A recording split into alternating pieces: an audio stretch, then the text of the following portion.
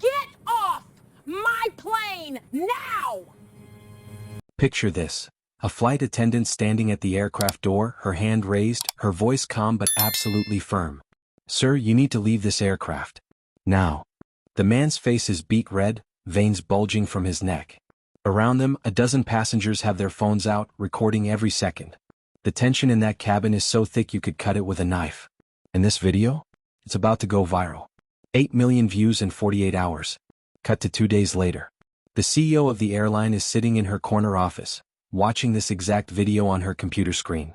She leans back in her leather chair, watches the flight attendant's composure, watches how she handles the situation with absolute professionalism, and she says to her assistant, "Find her. I want her in my office tomorrow." But here's the thing. What you're seeing in that viral video, that's just the ending. To understand how a flight attendant went from serving drinks at 30,000 feet to sitting across from the CEO, to understand how one woman's courage on the worst day of her career became the best decision she ever made, we need to go back. We need to go back to where it all started. To a quiet morning that Diana Reeves thought would be just another day at work. So let me tell you how we got here. It's 4:47 in the morning. Diana's alarm cuts through the darkness of her modest one-bedroom apartment. Most people would hit snooze. Diana doesn't. She never has. She swings her legs out of bed, her feet touching the cold floor, and she's already mentally preparing for the day ahead. On her nightstand, there's a photograph in a simple wooden frame. It's old, the colors slightly faded. In it, a younger Diana, maybe 19 or 20, stands next to her father. He's wearing his postal worker uniform, that official navy blue that he wore with so much pride for 30 years. His arm is around her shoulders and they're both smiling. That photo was taken 2 weeks before he died. Heart attack. Sudden. Devastating. Diana picks up that photo every single morning. Just for a moment. Just to remember. She moves to the bathroom, begins her routine. The uniform comes out of the closet, pressed and perfect. Navy blue jacket, crisp white shirt, that distinctive red tie. Diana puts on that uniform the way a knight puts on armor. She straightens the tie in the mirror, adjusting it just so, making sure every detail is perfect. And as she does, she can almost hear her father's voice, that deep rumble that always made her feel safe. "You wear that uniform, you represent something bigger than yourself. You represent every person who can't speak for themselves. You show them how it's done." Those words have carried Diana through 12 years of service. 12 years of early mornings and late nights. 12 years of dealing with delayed flights and angry passengers and crying babies in medical emergencies. 12 years of smiling when she's exhausted, of staying calm when people lose their minds at 35,000 feet. The bus to the airport is mostly empty at this hour. Diana sits near the back, her tablet open on her lap, reviewing the flight manifest for today. Flight 1847. Non-stop to Phoenix. Completely booked. Not a single empty seat. Her phone buzzes. A text from her coworker, "Flight 1847 is fully booked. Brace yourself." Diana allows herself a small smile. She's heard that before. She thinks about what drew her to this job in the first place. It wasn't the glamour. There isn't much glamour in wiping down tray tables and mediating arguments over armrests. It was the idea of service. Of helping people get where they need to go. Of being there in someone's moment of need, whether that's bringing them ginger ale for motion sickness or holding their hand during turbulence or talking them through their fear of flying. 12 years. Never written up. Not once. Employee of the quarter twice. Diana doesn't do this job for recognition. But those small acknowledgments? They matter. They tell her she's doing it right. The crew room at the airport is buzzing with the pre-shift energy. Flight attendants in various stages of preparation, some looking fresh and energized, others clutching coffee like it's the only thing keeping them upright. Diana spots Rochelle immediately. Rochelle's been doing this for almost 30 years and it shows. She's in her 50s, white, with tired eyes and a no-nonsense attitude that comes from seeing absolutely everything this job can throw at you. "Morning, Diana," Rochelle calls out, checking her roster. "Got your assignment.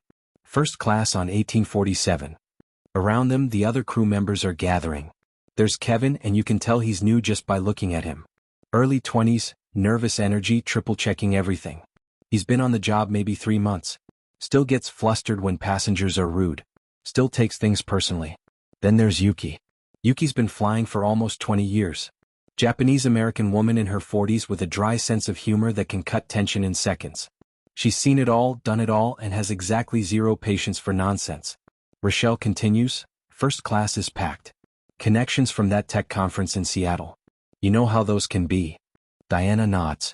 Tech conferences mean entitled passengers who think their job title means they don't have to follow FAA regulations. I'll take first class, Diana volunteers. Rochelle looks up, surprised. You sure? Last week someone threw a drink at Candace in 2B. First class has been brutal lately. Diana doesn't hesitate. I can handle it. There's a reason Diana volunteers for first class. It's not because it's easier. It's actually harder. First-class passengers often have higher expectations, bigger egos, less patience. But Diana learned a long time ago that the difficult assignments are where you prove yourself. That's where you grow. As the briefing wraps up, Diana notices Kevin struggling with his tie. The kid's hands are shaking slightly. First day back after a passenger made him cry last week. Diana walks over, gently takes the tie from his hands. Here, she says softly. Let me show you a trick my father taught me. Her hands move with practiced ease, creating the perfect knot. My dad wore a uniform his whole career. Postal worker. He used to say the tie is the first thing people notice and the last thing they remember. Get it right and you start with respect. Kevin's grateful smile is genuine. Thank you, Diana. You're going to do great today, she tells him, and she means it. If you're enjoying this story so far, do me a favor and hit that subscribe button. Trust me, you're going to want to see how this unfolds. While Diana and her crew are preparing for what they think will be a routine flight, about 200 yards away in the business class lounge, Walt Mahonne is making his presence known. Walt is the kind of man who walks into a room and immediately wants everyone to know he's the most important person there. 52 years old, expensive charcoal suit that probably cost more than Diana's monthly rent, a Rolex that catches the light every time he gestures, and a leather briefcase with his initials embossed in gold. WM. He's on his phone and he's not trying to keep his voice down. I don't care what the contract says, make it happen. He's pacing near the window, gesturing aggressively with his free hand. Do I need to explain what urgent means? Just get it done. The lounge staff have learned to stay clear of men like Walt. The young woman behind the coffee bar keeps her distance. When she does bring him his espresso, Walt doesn't acknowledge her. Doesn't say thank you. Doesn't even look at her. Just takes the cup and turns away, still barking into his phone. Time passes. Boarding has started. The gate agent, a South Asian woman with infinite patience and a name tag that reads Priya, approaches Walt with a polite smile. Mr. Mahonne? We've started boarding for Flight 1847. As a first-class passenger, you're welcome to board at your convenience. Walt glances at her barely. I'll board when I'm ready, sweetheart. The way he says sweetheart makes it sound like an insult. Priya's smile doesn't waver. She's heard worse. Of course, sir. Just wanted to let you know. 10 minutes later, Walt finally decides he's ready. By now, most of first class has already boarded. Walt cuts past the line of economy passengers waiting patiently. Someone starts to protest. Walt holds up his first-class boarding pass like it's a weapon, like it gives him the right to do whatever he wants. There's an elderly white woman in line. Walt steps aside for her, holds out his hand. After you, ma'am. Polite. Courteous even. 30 seconds later, a black family with 2 small children is trying to navigate their carry-ons through the jetway. Walt pushes past them without a word, his shoulder bumping the father hard enough to make him stumble. No apology. No acknowledgement. Just keeps walking. The father steadies himself, exchanges a look with his wife. They've seen this before. They know how this goes. And at the aircraft door, standing with a warm, professional smile, completely unaware of what's about to unfold, is Diana Reeves. Here's my question for you. Have you ever had to deal with someone who treated you differently because of how you looked? Someone who made assumptions about you before you even opened your mouth? Drop your answer in the comments. I read every single one. Because what's about to happen on Flight 1847 isn't just about one racist passenger and one courageous flight attendant. It's about every time someone has been judged, dismissed, or disrespected for no reason other than who they are. And it's about what happens when someone finally says, enough. But we're just getting started. Diana stands at the aircraft door, and if you didn't know what was coming, you'd think this was just another day. She's greeting every passenger with genuine warmth. Not the fake corporate smile that some flight attendants put on like a mask. Real warmth. Eye contact. A slight nod. Welcome aboard. So glad to have you with us today. An elderly couple shuffles on. Diana notices the woman favoring her left leg. Ma'am, your seat is 5C, just a few rows back on the left. Take your time. The woman smiles gratefully. A businessman in a hurry. Diana steps aside smoothly. Right this way, sir. A mother with a fussy toddler. Diana catches the mother's exhausted expression. You're doing great, Mama. We'll get you settled. This is what 12 years of experience looks like. Diana reads people. She anticipates needs. She makes a stressful experience just a little bit easier. And then Walt Mahonne steps through that door. Diana's smile doesn't falter. Welcome aboard, sir. Seat 3A is on your right, first row. Walt stops. He looks at Diana. Really looks at her. His eyes travel from her face down to her name tag, then back up. There's something in that look. A slight sneer pulling at the corner of his mouth. He doesn't say a word. Just pushes past her into the cabin. Diana notices. Of course she notices. You don't survive 12 years in this job without developing a sixth sense for passengers who are going to be problems. But she maintains her professionalism. The smile stays in place. She turns to greet the next passenger. Inside the first-class cabin, Walt has found his seat. 3A. A window seat, first row. Prime real estate. But the overhead bin directly above his seat is already packed. A roller bag, a backpack, someone's winter coat crammed in there. Walt stands in the aisle, his own leather briefcase and carry-on bag in hand, and his voice cuts through the cabin. Excuse me. This is my space. Diana appears at his elbow. She's seen this 1,000 times. Overhead space is first come, first served, but passengers in seats below bins always feel entitled to that space. I can check your bag complimentary, sir. We'll have it waiting for you at the gate when we land. You won't have to wait at baggage claim. Walt turns to her and there's ice in his voice. I don't trust them with my things. The way he says them. Not you. It's ambiguous enough to have plausible deniability, but pointed enough that Diana knows exactly what he means. She's heard this before too. The coded language. The dog whistles. Diana's voice remains steady. Professional. I understand, sir. Let me help you find space. She moves down the aisle, checking bins and finds a spot 3 rows back. She returns, reaches for Walt's bag. I can place it right here for you. Walt reluctantly hands it over, watching her like he's expecting her to damage it or steal from it. Diana lifts the bag, it's heavier than it looks, and slides it into the overhead compartment with practiced efficiency. She closes the bin with a soft click. There you go, sir. All set. Walt has already sat down, pulled out his phone, dismissed her from his attention entirely. Diana walks back to the galley. Her hands are steady, but inside there's a familiar feeling. That low simmer. That quiet anger that comes from being treated as less than. But she breathes through it. She's professional. She's experienced. She can handle this. The plane fills up. Every seat occupied. The energy in first class is already tense. You can feel it. Too many Type A personalities in too small a space. The cabin door closes. The announcement comes from the cockpit. Flight attendants, prepare for departure. Diana moves to the front of the aisle for the safety demonstration. This is FAA mandated. Every passenger is required to pay attention or at least pretend to. Diana goes through the motions she's done thousands of times. Seat belts. Emergency exits. Oxygen mask.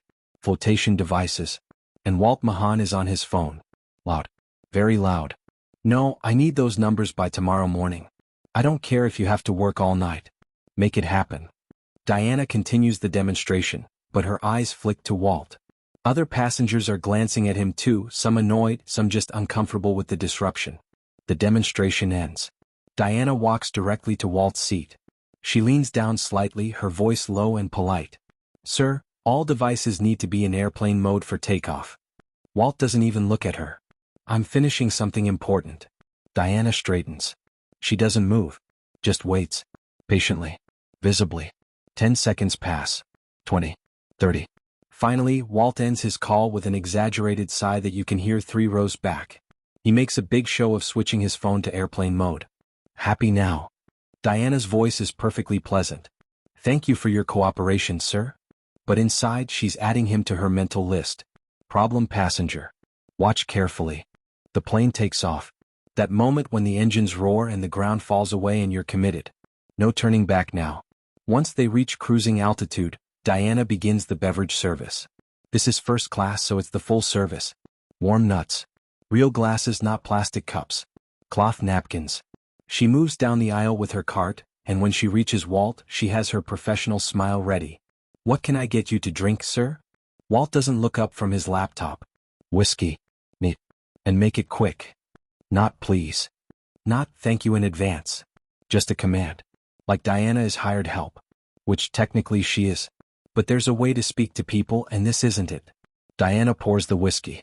A standard pour, exactly what the airline specifies. She places it on Walt's tray table with a napkin underneath. Here you go, sir. Nothing. No acknowledgement. No eye contact. Walt just reaches for the glass and takes a sip, his attention never leaving his screen. Diana moves to the next seat. 3B. A Latina woman, probably late 30s, professional outfit, kind eyes. Her name is Isabel, though Diana doesn't know that yet. What can I get for you? Isabel looks up with a genuine smile. Could I have a ginger ale, please? And thank you so much. You're doing a wonderful job. It's such a small thing. Such a simple kindness. But after Walt's treatment, it lands like a bomb on a burn. Diana's smile becomes real. Coming right up. As she pours the ginger ale, Isabel leans in slightly. I'm sorry about him. A subtle nod toward Walt. Some people don't know how to act. Diana hands her the drink. I appreciate that. But don't worry, I can handle it. And she can. She's handled worse. Drunk passengers. Aggressive passengers. Once, a passenger who tried to open the emergency exit mid-flight because he was having a psychotic episode. Walt Mahonne is rude and entitled, but Diana has dealt with rude and entitled before. Or so she thinks. The beverage service ends. Diana and Kevin are cleaning up in the galley when it happens. Ding. Ding. Ding ding ding. The call button from 3A. Not just once. Repeatedly. Aggressively. Like someone pounding on a door. Diana exchanges a glance with Kevin. Kevin looks nervous. He's witnessed enough of Walt's behavior already to know this isn't going to be pleasant. I'll get it, Diana says. She walks back down the aisle. Walt has his hand still on the call button, pressing it even as Diana approaches.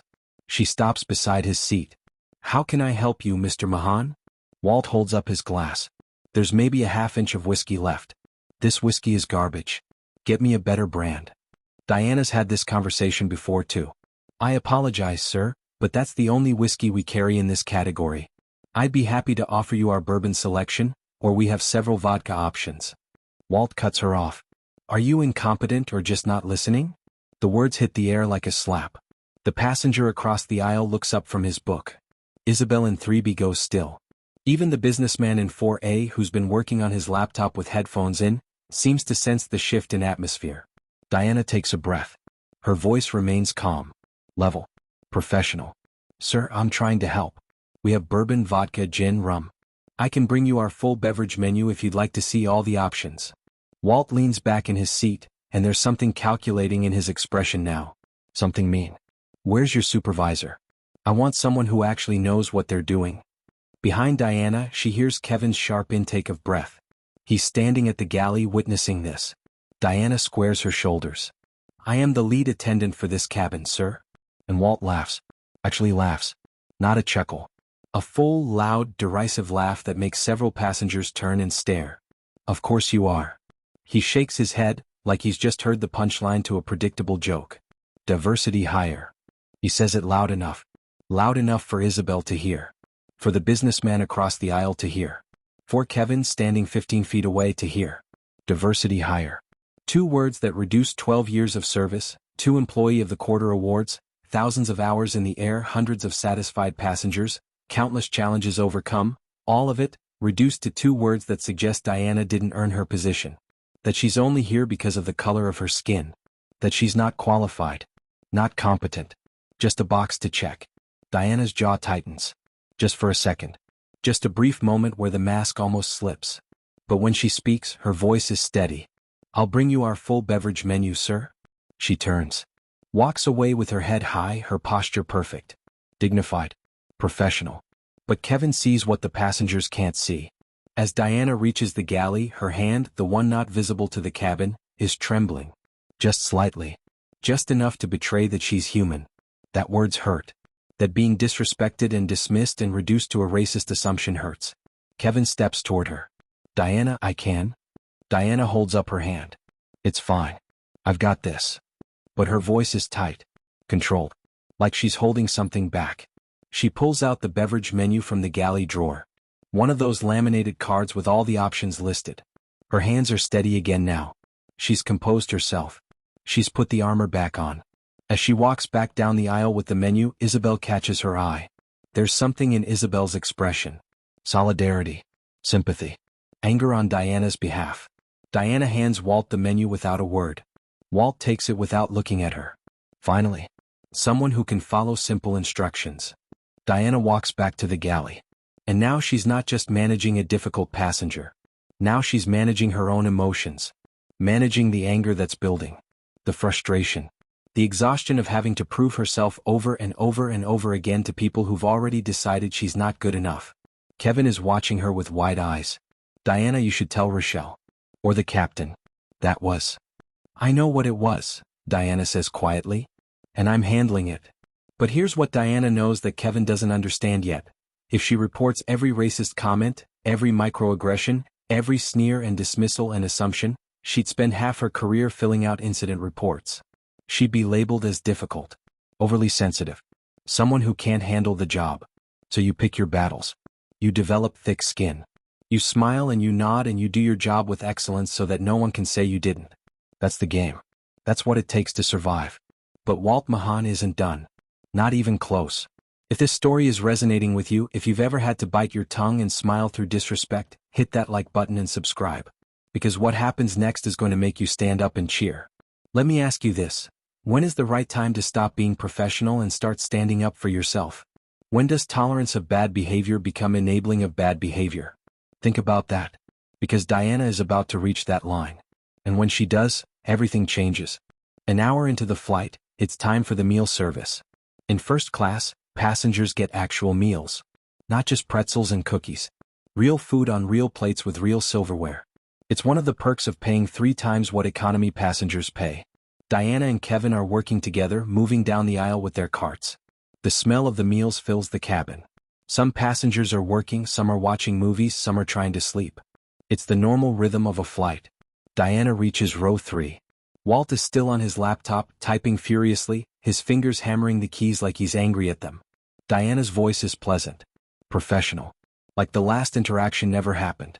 We have chicken piccata or vegetarian pasta today, sir. Walt doesn't look up. Doesn't pause his typing. Just grunts out one word. Chicken. Diana reaches into the cart, pulls out the chicken meal. It's actually not bad for airplane food. The airline's first-class catering has improved in recent years. She places it on Walt's tray table carefully, making sure it's stable. The utensils wrapped in a cloth napkin. A small salad on the side. A roll with butter. There you go, sir. Enjoy. Walt glances down at the plate.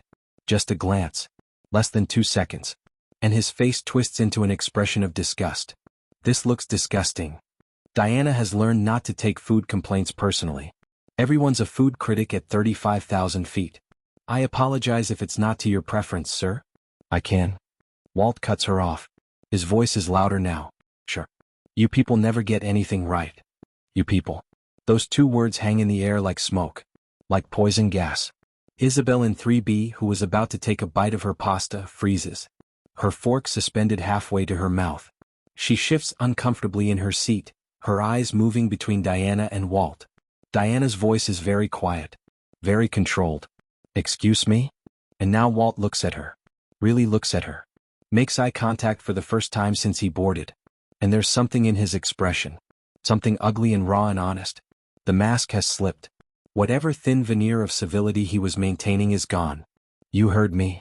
He leans back in his seat, his voice carrying through the cabin now. Maybe if this airline hired qualified people instead of checking boxes, we'd get actual service. Silence. Not the comfortable silence of passengers minding their own business. The heavy, oppressive silence of people who just witnessed something they can't unhear. Can't unsee. Across the aisle in seat 3C there's an older black man. His name is Frank, though Diana doesn't know that yet. He's probably in his 60s. Distinguished looking. Reading glasses perched on his nose. He was reading a book, but now he's looking directly at Walt. And when he speaks, his voice is steady but firm. Hey, that's out of line. Walt's head snaps toward Frank. Mind your business. Isabel finds her voice. She's gripping her fork like it's a weapon.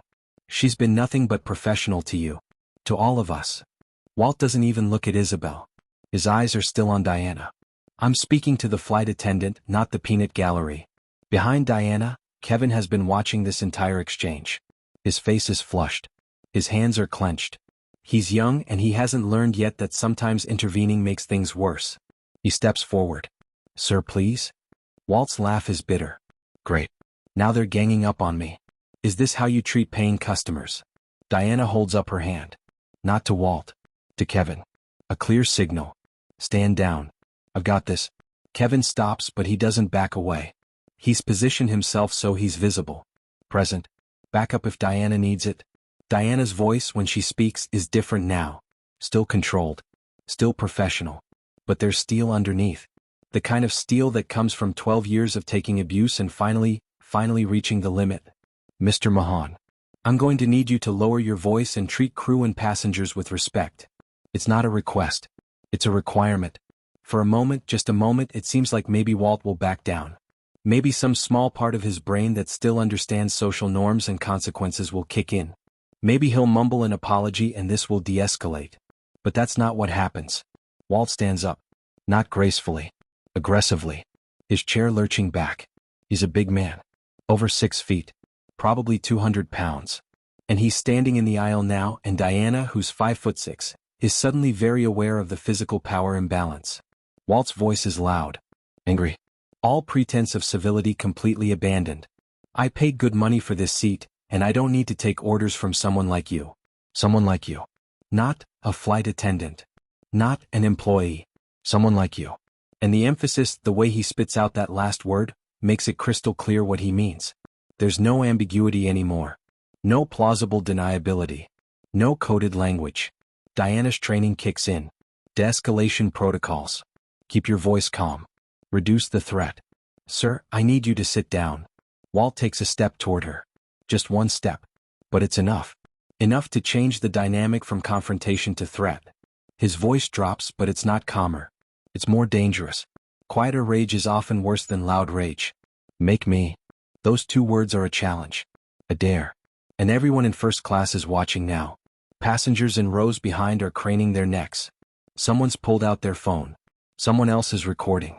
Diana doesn't step back. Doesn't retreat. But her hand moves to the call button panel on the wall. She presses it. The signal to the galley. Emergency. Need backup. Now. Walt sees the movement. What, calling your manager? Think that scares me? He laughs, but there's no humor in it. I know people. Important people. I could have you fired before we land. Hell, I could have you fired before we reach cruising altitude for the return flight. One phone call. The cabin is silent except for the constant hum of the engines. Every passenger in first class has stopped whatever they were doing. Books down. Laptops closed. Movies paused. Everyone watching. Rochelle appears from the galley. She's been doing this long enough to read a situation in seconds.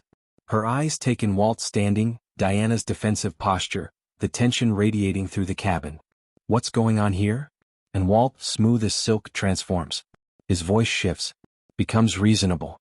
Come. Slightly injured. The victim. This woman has been harassing me since I boarded. I've tried to be patient, but she's been rude, dismissive, and frankly, I'm starting to wonder if there's a discrimination issue here. The audacity of it. The sheer, breathtaking audacity of taking his own behavior and flipping it. Making himself the victim. But Walt made a critical mistake. He assumed the other passengers would stay silent. That they'd mind their own business. That they wouldn't want to get involved. He was wrong. Frank, the older black businessman, speaks up immediately. That's not true. He's been disrespectful to her from the start. Isabel leans forward. He's been horrible to her. And he used racial language. Multiple times. A woman from row 4. I heard him say, diversity hire. And you people. Another passenger. He refused to follow the safety instructions. The businessman from across the aisle. She's been nothing but professional. He's been the problem. It's a chorus. Multiple voices. All contradicting Walt's narrative. All bearing witness. Walt's face goes red. Then purple. I never said anything racial. You're all just sensitive. This is ridiculous. This is. Diana's voice cuts through. Clear. Authoritative. Backed by 12 years of experience in FAA regulations and finally, the authority to enforce consequences. Mr. Mahonne. You have repeatedly ignored safety instructions. You have used derogatory language toward crew members. You have created a hostile environment for both crew and passengers. Federal aviation regulations, specifically 14 CFR 121.580, require passenger compliance with crew member instructions. You are currently in violation of those regulations. Rochelle is staring at Diana with a mixture of surprise and respect. This is not the Diana who usually deflects and de-escalates and absorbs abuse with quiet professionalism. This is someone who's reached her limit and is enforcing the rules that technically she's always had the authority to enforce but rarely does because the social cost is so high. Walt sputters. Violation?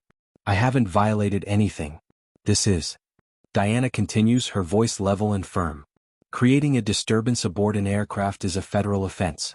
Interfering with a flight crew member's duties is a federal offense. Both carry significant fines and potential criminal charges. The word criminal hits Walt like cold water. You can see it in his face.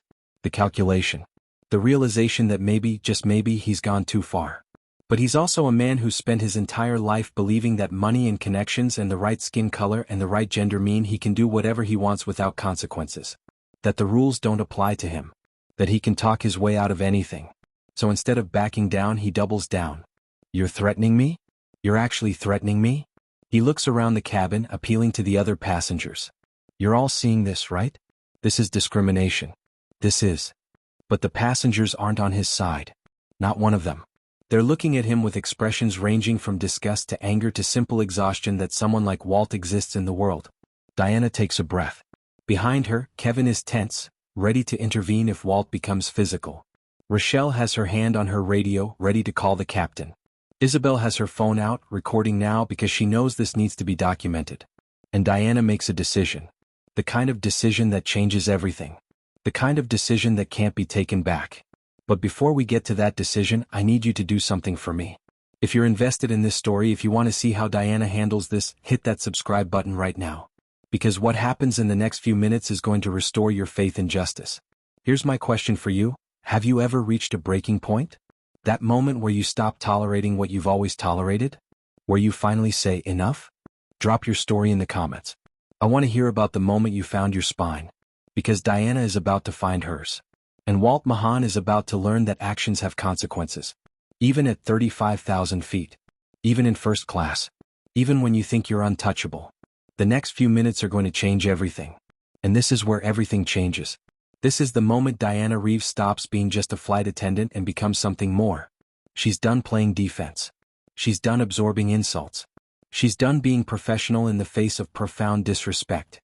Now she's taking control. Diana stands directly in front of Walt Mahonne, and her voice cuts through the cabin tension like a blade. You have two options. Sit down, remain quiet for the rest of this flight, and we'll discuss your behavior with a supervisor upon landing. Walt leans back in his seat, that smug smile still plastered on his face. Or what? Diana doesn't hesitate. Not for a second. Or I'm diverting this flight and having you removed by federal air marshals. Walt actually laughs. A full, condescending laugh that says he doesn't believe her for 1 second. You can't do that. And here's where Diana delivers the knockout punch. FAA Regulation 14 CFR 121.580. I absolutely can. Think about that for a moment. She didn't just threaten him. She cited the actual federal regulation that gives her the authority to do exactly what she's saying. This isn't bluffing. This isn't empty posturing. Diana knows the law, knows her rights, and knows her power. And Walt is about to learn that he severely underestimated who he was dealing with. Rochelle, who's been watching this entire exchange, nods in support. Even she's impressed by Diana's command of the situation. This is professionalism weaponized. This is experience turned into authority. But Walt, true to form, still doesn't get it. This is ridiculous. I'm calling my lawyer. He reaches into his pocket and pulls out his phone, like somehow his attorney is going to materialize at 35,000 feet and save him from the consequences of his own actions. Diana's voice is calm, clear, and final. Sir, put the phone away. Walt ignores her. He actually ignores a direct command from a flight crew member. He starts dialing, thumb moving across the screen, still convinced that his money, his status, his lawyer will get him out of this. And that's when Diana reaches up and presses the intercom button. Captain Harris, this is Diana Reeves. We have a level 3 passenger disruption in first class. Requesting immediate support. A level 3 disruption. For those who don't know, That's the third highest level of in-flight incident classification. That's not annoying passenger. That's not someone being rude. That's threat to flight safety and crew authority. Diana just escalated this to the flight deck, and Walt still hasn't figured out how much trouble he's in. The intercom crackles to life, and Captain Harris's voice fills the cabin. It's the voice of someone who's flown through storms, made emergency landings, and has absolutely zero patience for passengers who threaten his crew. Mr. Mahonne, this is Captain Harris. Put away your device immediately and comply with my crew's instructions, or I will divert this aircraft. You have 10 seconds. 10 seconds. Not a discussion.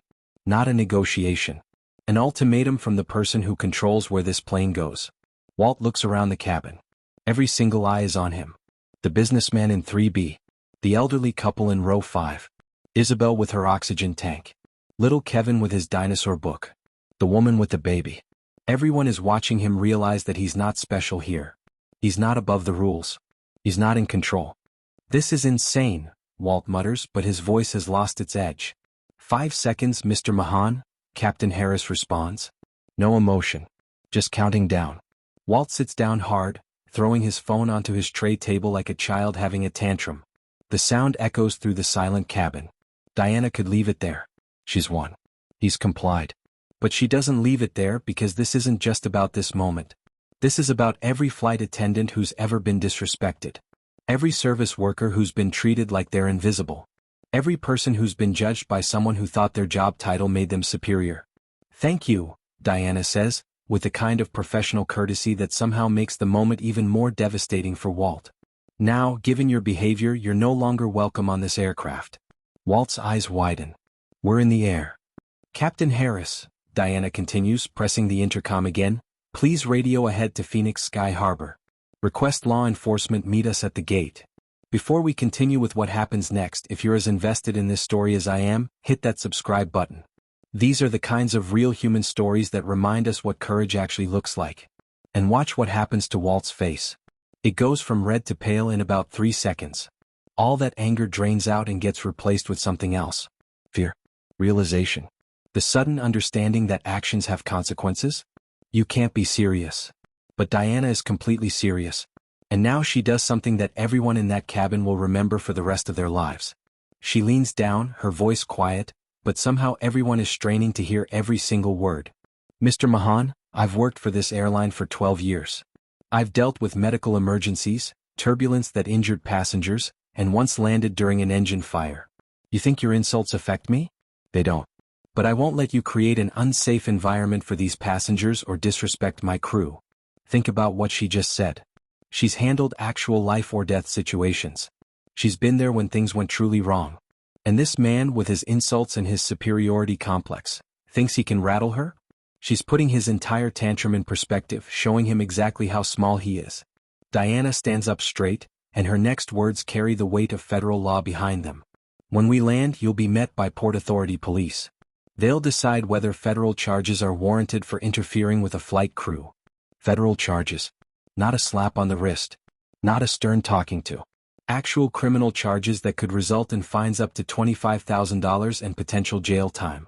Walt Mahonne came onto this flight thinking he was untouchable, and now he's facing the possibility of a federal record. His voice, when it comes, is so much smaller than before. I didn't mean. Look, I've had a stressful day. Isn't that always the excuse? I've had a stressful day. As if stress gives anyone the right to dehumanize another person. As if a bad morning justifies racism, classism, and cruelty. Diana's response is perfect. Absolutely perfect. We all have stressful days, sir. Most of us don't use them as an excuse for bigotry. Bigotry. She names it. She doesn't soften it, doesn't euphemize it, doesn't let him hide behind stressful day, or bad mood, or any other excuse. She calls it exactly what it is. And the cabin erupts.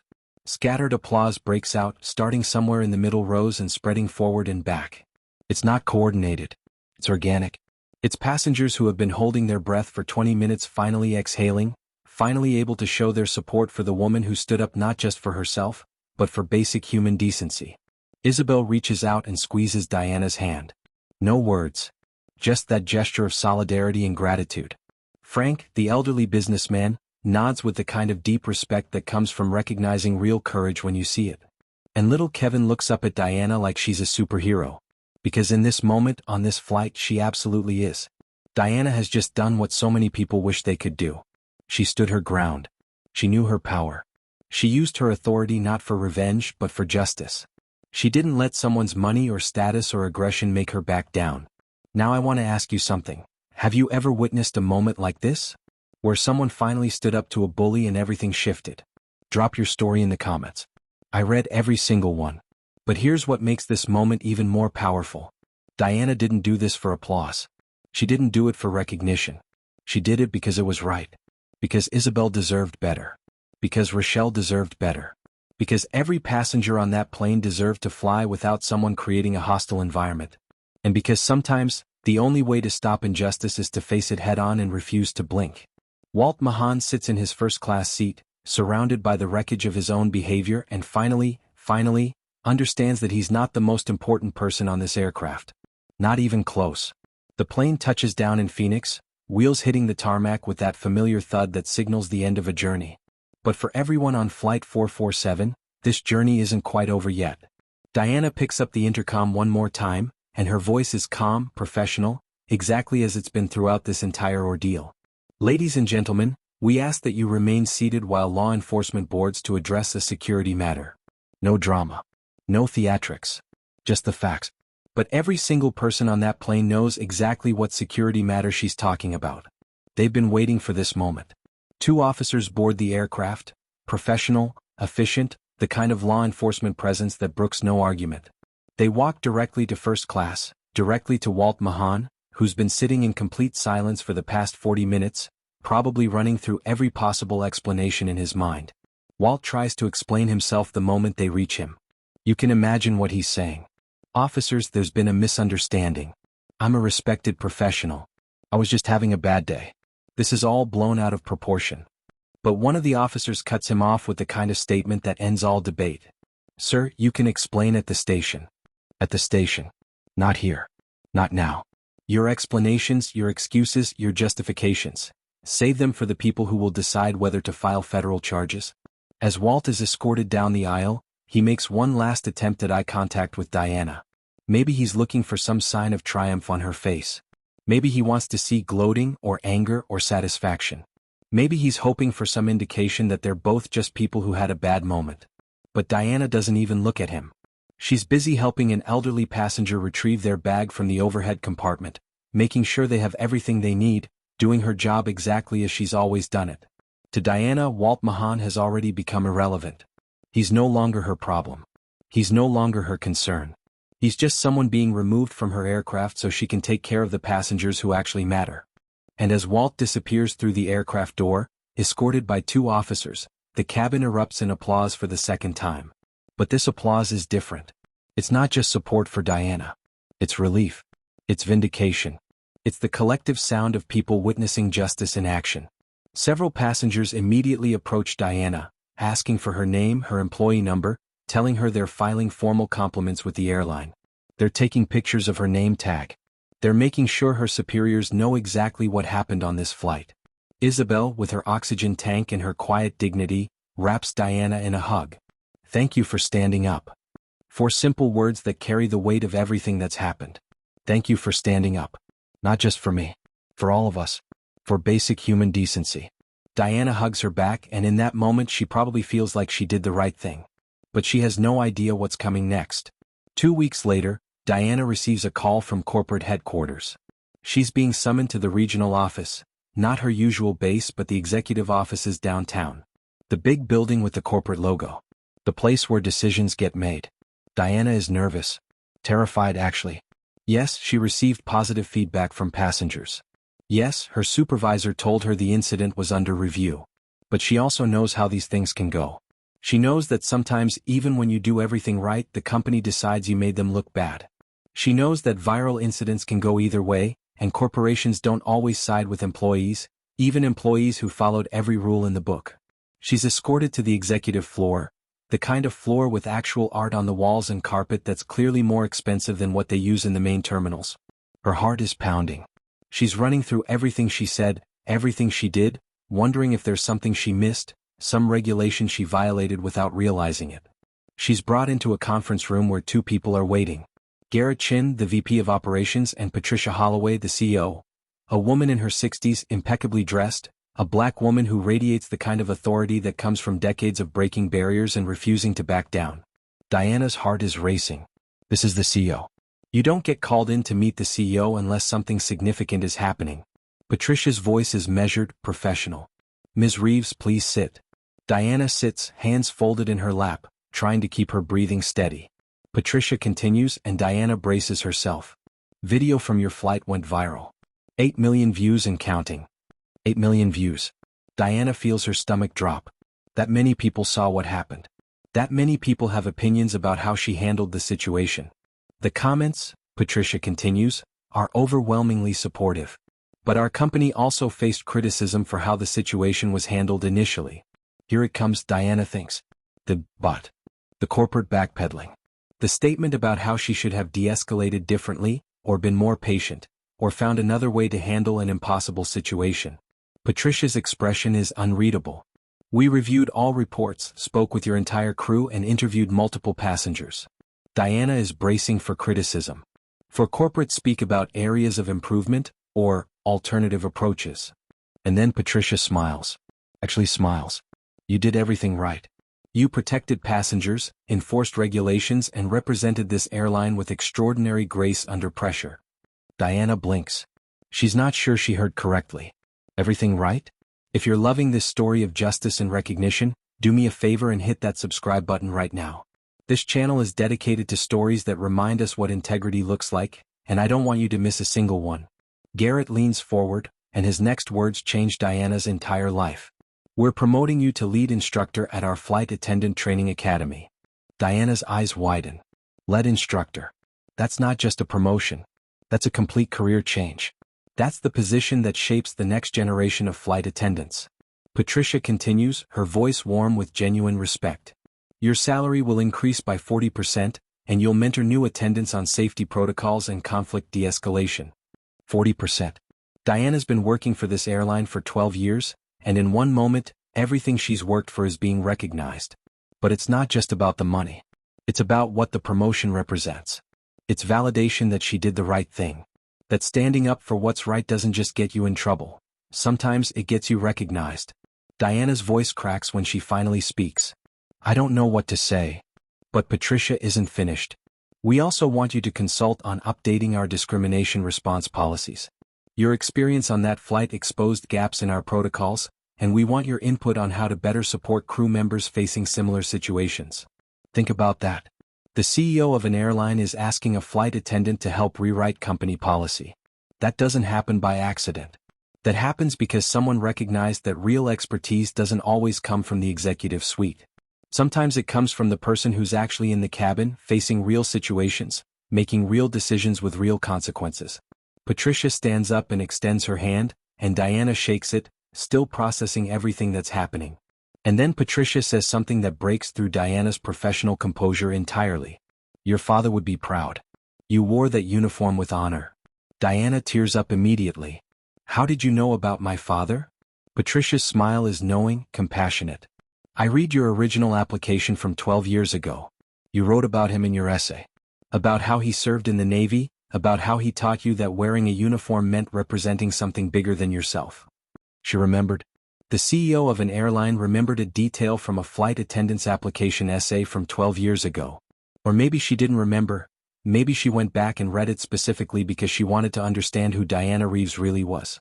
Patricia hands Diana a folder containing all the promotion details, the salary information, the new job description, the start date at the training academy. Later, Diana stands alone in the elevator heading back down, watching her reflection in the polished steel doors.